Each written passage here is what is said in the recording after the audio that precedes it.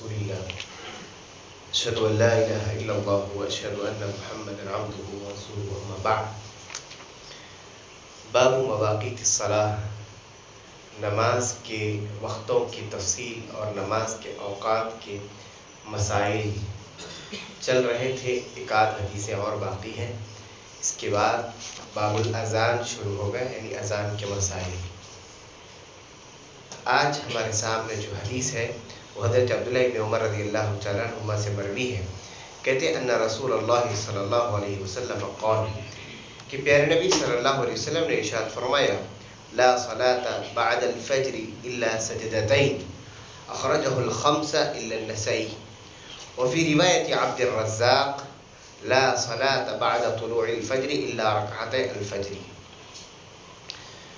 حضرت عبداللہ ابن عمر رضی اللہ تعالیٰ عنہ کہتے ہیں کہ نبی صلی اللہ علیہ وسلم کا ارشاد مبارک ہے. آپ نے فرمایا کہ فجر کے بعد کوئی نماز نہیں ہے سوائے 2 رکعت کے، سوائے 2 سجدوں کے. اسی طرح مصنف عبد الرزاق میں بھی اسی طرح کی روایت ہے کہ لا صلاة بعد طلوع الفجر، کہ طلوع فجر کے بعد کوئی نماز نہیں ہے الا رکعتي الفجر، الا یہ کہ فجر کی 2 سنتیں ادا کی جائیں. تو اب تک ہم اشاروں میں اور ایک صحابی کے عمل سے یہ سنتے آ رہے تھے کہ فجر کی 2 سنتیں اگر چھوٹ جائے تو فجر کے فوری بعد پڑھ سکتے ہیں.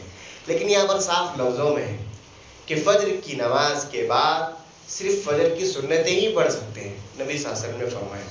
یہاں پر پوری وضاحت کے ساتھ ہمارے سامنے بات آ گئی نبی صلی اللہ علیہ وسلم کی زبانی، نبی صلی اللہ علیہ وسلم کے الفاظ میں کہ فجر کی نماز کے بعد کوئی نماز نہیں ہے سوائے فجر کی 2 سنتوں کے. 2 باتیں اس میں ہمیں معلوم ہوتی ہے. ایک بات یہ کہ کسی کو اگر فجر کی 2 سنتیں پڑھنے کا موقع نہ ملا ہو اور جماعت کھڑی ہو گئی ہو تو وہ فجر کی نماز کے بعد 2 سنتیں پڑھ سکتا ہے. اور دوسری بات یہ کہ فجر کی نماز کے بعد کوئی نماز نہیں ہے یہاں تک کہ سورج اچھی طرح طلوع ہو جائے. اسی طرح اگر کوئی شخص مسجد میں داخل ہو اور اس نے سنت نہیں پڑھی ہے فجر کی 2 رکعتیں اور فرض نماز چل رہی ہے تو وہ سیدھے فرض نماز میں شامل ہو جائے گا، سنت نہیں پڑھے گا، کیونکہ نبی صلی اللہ علیہ وسلم نے فرمایا لا صلاة اذا اقیمت الصلاة فلا صلاة الا المکتوبہ. جب فرض نماز ٹھہر جائے تو پھر کوئی نماز فرض کے سامنے نہیں پڑھی جا سکتی. اسی طرح اگر کوئی صاحب ہے جو فجر کی 2 سنتیں پڑھ رہے تھے، 1 رکعت ہو گئی یا 1 رکوع ہو گیا، فجر کی جماعت قائم ہو گئی، اب ان کو یہ کرنا چاہیے کہ رکوع میں تھے تو رکوع سے اٹھ جانا چاہیے، قیام میں تھے تو قیام چھوڑ دینا چاہیے، سجدے میں تھے تو سجدے سے اٹھ جانا چاہیے اور سیدھا چل کر کے آ کے فرض نماز میں شامل ہو جانا چاہیے. اور پھر فرض نماز کے بعد وہ اپنی 2 رکعت سنتوں کو ادا کر سکتے ہیں، جیسا کہ قیس ابن عمر رضی اللہ تعالیٰ عنہ کا عمل بھی تھا کہ انہوں نے فرض نماز کے بعد 2 سنتیں پڑھی فجر کی. نبی صلی اللہ علیہ وسلم نے کہا کہ فجر کے بعد تم یہ کون سی نماز پڑھ رہے ہو؟ کہا کہ اللہ کے نبی صلی اللہ علیہ وسلم فجر کی سنتیں رہ گئی تھی، میں نہیں پڑھ پایا تھا لہذا اس کو پڑھ رہا ہوں. نبی صلی اللہ علیہ وسلم نے خاموشی اختیار کی، منع نہیں کیا، روکا نہیں، ٹوکا نہیں.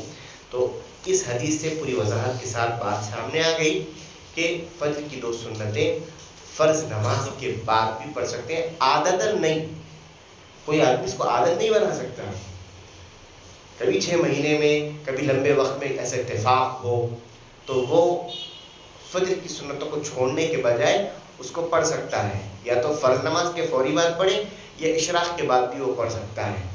عادتاً اگر کوئی شخص یہ کرے گا تو گنہگار ہوگا، کیونکہ اللہ نے 2 سنتوں کو فرض کی نماز سے پہلے رکھا ہے اور صاحب نے اس کو فجر کے بعد کر لیا، تو یہ گناہ کا کام ہے. اگر اس کو عادتاً کیا جا رہا ہے، کبھی کبھار ہے، کبھی ایسا اتفاق ہو تو اس پر عمل کیا جا سکتا ہے. اللہ تعالیٰ ہم تمام کو سنت پر عمل کرنے کی توفیق دے.